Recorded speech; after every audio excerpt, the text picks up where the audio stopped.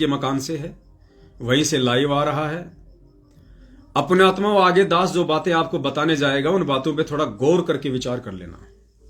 हो सकता है आपको दोबारा ये बातें सुनने को ना मिले, आपको दोबारा ये बातें समझने को ना मिले, इसलिए एक एक पॉइंट पे गहनता से विचार करना है, चिंतन करना है। परमात्मा ये 7 साल का जो गैप हमें दिया है बरवाला कांड के बाद, ये परमात्मा ने कोई ऐसे ही नहीं दिया। ये गैप परमेश्वर ने हमें केवल ज्ञान आधार से परिपक्व होने के लिए दिया है। क्योंकि गुरुदेव के रहते सहते कौन कितना ज्ञान आधारी था, किसको कितना सत्संग समझ में आ रहा था, और कौन सतगुरु रामपाल जी भगवान को भगवान मान रहा था, कौन उनको अपना खाली गुरु मान रहा था, कौन उन्हें हाड़मास का मान रहा था, कौन उन्हें 5 तत्व से भिन्न मान रहा था। हम सबको अपनी औकात का अच्छे से पता है कि हम कितने पानी में थे, हम गुरुजी को क्या मान रहे थे, हम कितना उनके विचारों से अवगत थे, हम परिचित थे। देखा देखे में आ रहे थे, जा रहे थे, सत्संग सुन रहे थे, आश्रम में खीर खा के आ जाते थे, 2-3 दिन रह के आ जाते थे, अपने आप को हम धन्य समझ रहे थे, सेवा हो गई, सेवा हो गई, भगवान मिल गया, भगवान मिल गया, परमात्मा मिल गया, परमात्मा मिल गया। लेकिन बरवाला कांड जैसे ही हुआ, 50% लोगों का तो उसी समय मालूम पड़ गया कि उन्होंने उनको कितना परमात्मा माना। और बचे कुछ लोगों ने सतलोक आश्रम मैनेजमेंट हरियाणा की अंधे होके गुलामी करके, उसमें ये दास भी शामिल है, 1 साल तक दास उनका पिट्ठू बना रहा, अज्ञानता के चलते, ना समझी के चलते, ज्ञान को आधार ना बना पाने के चलते। बाकी जो बचे थे उनको परमात्मा ने उनकी औकात दिखा दी कि तुम लोग जो मेरे आदेशों की आड़ में सतलोक आश्रम मैनेजमेंट हरियाणा के हर उल्टे सीधे आदेशों को मान के चल रहे हो, ये तुम्हारी औकात है कि तुम मुझे कितना समझ पाए, तुम मेरे सत्संगों को कितना समझ पाए, तुम कितने ज्ञान आधारी हो।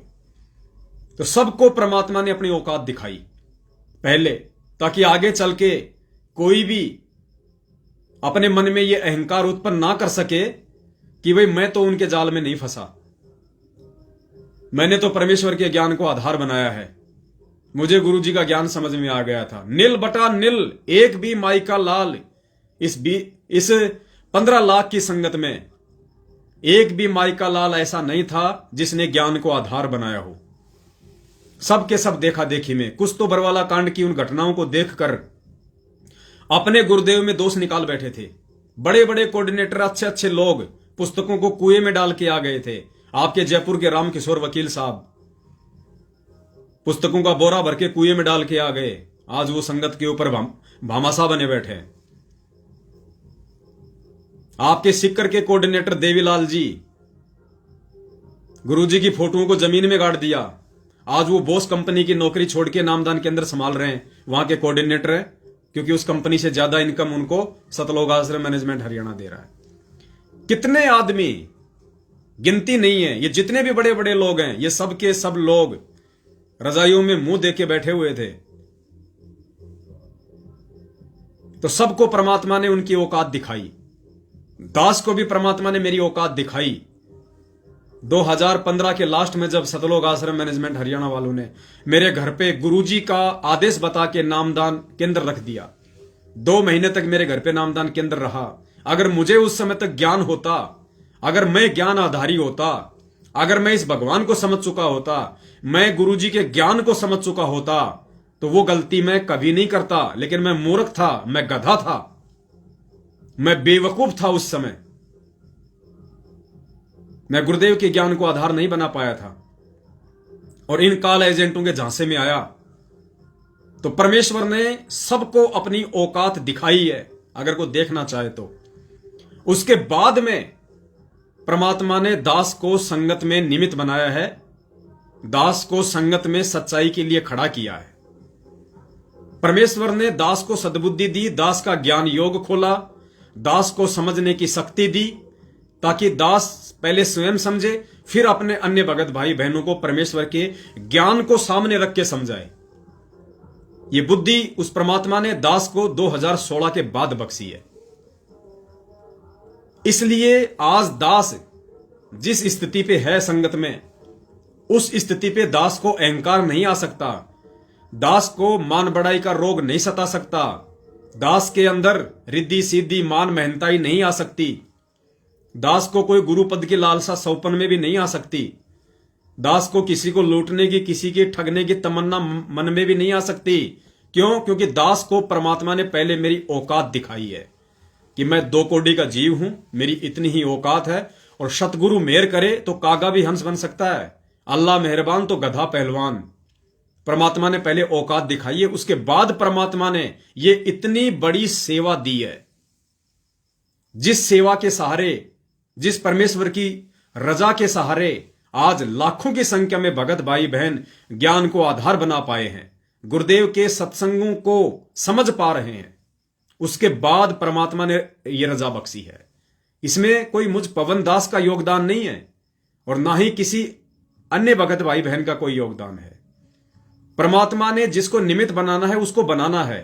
अगर परमेश्वर ने मुझे निमित्त बनाना था इस पूरी सच्चाई को लेके, तो इसमें मेरा कोई श्रेय नहीं है और ना ही इसमें मेरा कोई दोष है। परमात्मा ने 650 साल पहले वेद मंत्र भैंसाराम से बुलवाए थे, तो इसमें भैंसाराम का क्या दोष है? अब दूसरे भैंसे अगर उस भैंसाराम से राग द्वेष करें तो उसमें भैंसाराम का क्या दोष है भाई? भैंसाराम की क्या औकात थी कि वो वेद मंत्र बोल दे? पवनदास की क्या औकात कि वो संगत को समझा दे, जो खुद गुमराह था, जो खुद बरवाला कांड में जो कमांडो बना हुआ था, मैनेजमेंट के कहने पे गुरुजी का आदेश समझ के काले कपड़े पहन के वहां पे मनमाना आचरण कर रहा था। इन हरामखोरों के कहने पे दास तो खुद गधा है। अब इस गधे को अगर परमात्मा अगर घोड़ा बना दे तो इसमें मेरा दोष नहीं है। इसलिए कोई भी भाई ये सोच के कि पवन दास इस पोजीशन पे है संगत में, पवन दास आज ये कर रहा है, आज वो कर रहा है, आज इतने भगत जो है पवन दास के समर्थन में हैं, पवन दास की बातों को मानते हैं, तो भाई इसमें मेरा दोष नहीं अगर वो मानते हैं तो। और इतने भगत भाई बहन अगर मेरी बात मानते हैं, मेरे पीछे हैं, जैसा कि आप लोगों की सोच है,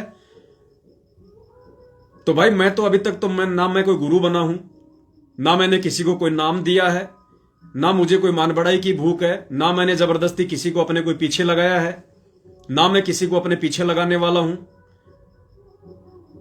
अगर इसी बात के चलते कि भाई ये पवनदास संगत में इतना ऊपर जा रहा है, इसी बात को लेके अगर कोई मुझसे राग द्वेष रखता है, कोई अगर मेरी टांग खींचता है, मेरे खिलाफ अगर बोलता है, तो ये उसकी अपनी सोच है, ये उसकी अपनी कमजोरी, उसकी अपनी नादानी है। भाई मुझे अगर परमेश्वर ने निमित्त बनाया है, इस गधे को अगर घोड़ा बनाया है, तो ये मेरे कोई पिछले कोई जन्म की कोई भक्ति है, कोई संस्कार है। और ये परमेश्वर की अपनी मौज है। वो किसको सामने खड़ा करता है? वो अपना काम निकल आने के लिए। क्या परमात्मा उन पंडितों को वेद मंत्र नहीं बुला सकते थे उस समय? परमात्मा तो सर्वज्ञानी है, सब भाषाओं का वो ज्ञाता है। क्या परमात्मा उस भैंसाराम की जगह खुद उन पंडितों को वेद मंत्र नहीं सुना सकते थे? क्या सुना सकते थे, लेकिन उन्होंने केवल उस भैंसाराम को ही निमित्त बनाना था उस समय, तो परमेश्वर ने उसी को निमित्त बनाया। इसी प्रकार जो काम आज ये दास कर रहा है सतगुरुदेव जी के आशीर्वाद से, ये काम तो परमात्मा चुटकी बजाते कर दे। परमेश्वर इतना समर्थ है, वो एक चुटकी के 1000वें हिस्से में पूरी दुनिया को ज्ञानी बना दे और एक चुटकी के 1000वें हिस्से में पूरी दुनिया को मूर्ख बना दे। परमात्मा कहते हैं साहिब से समर्थ परमात्मा को कोई आवश्यकता नहीं थी मुझ जैसे 2 कौड़ी के जीव की, मुझ जैसे गधे इंसान को संगत में सच्चाई के लिए निमित्त बनाने की।